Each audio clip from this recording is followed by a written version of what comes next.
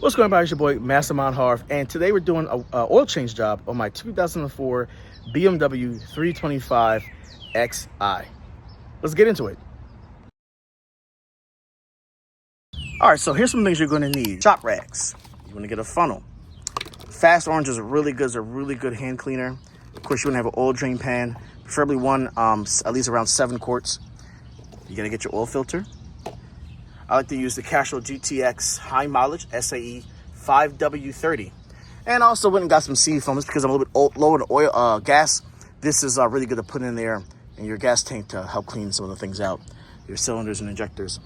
Tools you're going to need for the job today. You're going to need a 17 mil socket.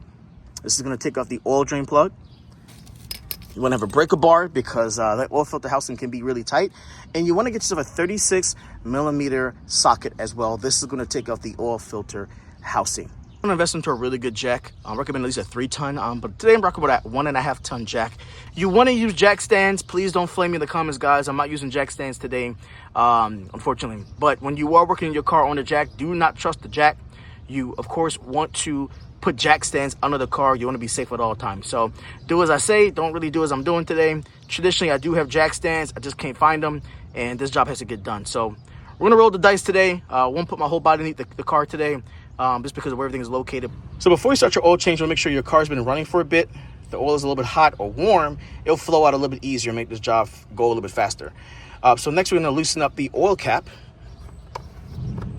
Just put it to the side so nothing doesn't fall in there, but he's going to have air be able to go in there as well. And we're going to put our 36 millimeter socket onto the oil filter housing cap.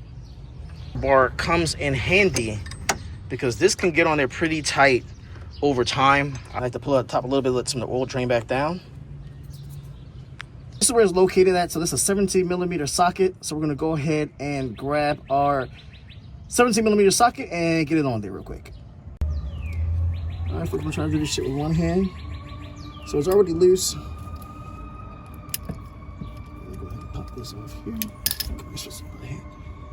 All right, so you normally want to use gloves when you're doing this, guys. Like I said, just do as I say, not as I'm doing actually, but you want to use gloves with this. But what I like to do when I'm twisting this off, I like to kind of still keep a little bit of pressure on it as I'm turning it.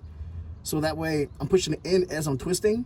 All right, and I'm gonna let that oil drain out. Normally I'm pretty much quick with it and I don't get the oil in my hand, but you know, sometimes it happens. All right, so after you get the oil to drain, what we're gonna do next, we're gonna finish removing out the oil cap. See, it may still be some oil dripping off of it. Okay. All right, and then we're going to remove the filter out of it. There's one gasket on there, which is right there. So the gasket right there. And we're gonna put the new one into the cap. And one more tool you want to have is a pick tool, so you can go ahead and pick off those O-rings. A lot easier to use with a pick tool. So we're going to take the O-ring off. Pretty simple to use when you get right behind it. And just going to work it right back off of this groove. And we're going to put the new one on.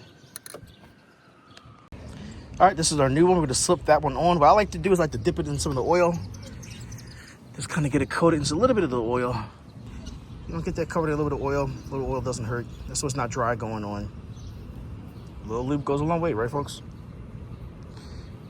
I like to put in a little bit of oil just to get it coated just like that. All right, you're gonna make sure it's seated flush all the way around it, evenly, symmetrically.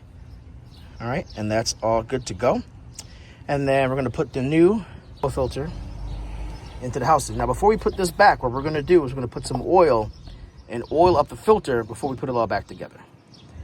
And then the last thing we're gonna be doing is we're gonna put the new crush washer onto the oil plug. I'm gonna take the old one off, and we're gonna put the new one on. Just like so. And make sure you put the plug back on, folks, before you fill the car with oil. Otherwise, you'll be draining the oil all over again. So we're going to put this on and start to fill it back up. All right, so we're going to put this back on. We're going to tighten it back up. To get it snug, you can use a torque wrench if you want. I like to get this hand tight. That way I know it's not coming back off, and when I need to take it back off again, I'm not fighting it to get it off. I'm just gonna wipe that up right there just so we can check for leaks. Fill up with oil. We're gonna come back Make sure it's not leaking. All right, so we're just gonna pour some oil over the filter, just a little bit at a time. Might wanna buy an extra quart. I have 5 here, you really need 7. But like I said, you just wanna just fill this up. So when you start the car, it's not pulling from a dry filter. There's a little bit of oil already in there. This is something my uncle actually taught me to do many years ago, and I've been doing it ever since. What if the dealer does this or your mechanic does that? That I don't know, but I know when I do my oil changes, I've been doing this for years, and I've never had a problem. All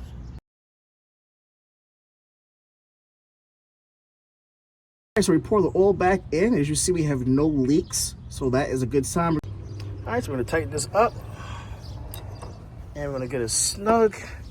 Let's go a little bit past snug. The tight, it's gonna go a little bit past snug, and that's it. So now we're gonna reset the oil service light. Mine is at 6,000 miles. So press and hold and put the key in position 1. You're gonna see a test light. You're gonna keep holding. We're gonna press and hold until it flashes.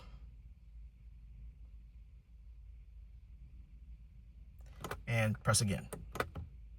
Now it's reset to 15,525 miles. And with that being said, folks, we're done with the oil change. Hope you guys got a lot of value from this video. If you did, please like, share, subscribe, turn on that bell notification as well. So when I do post other car content, you guys will get notified. I've also just recently turned on the community feature on my channel. Head on over there for any questions, maybe suggestions of some things you may want to see me do on my cars. We'll go ahead and make some content on that as well. As I always say, guys, you have one life to live. What are you going to do with it? Until next time, bye-bye for now.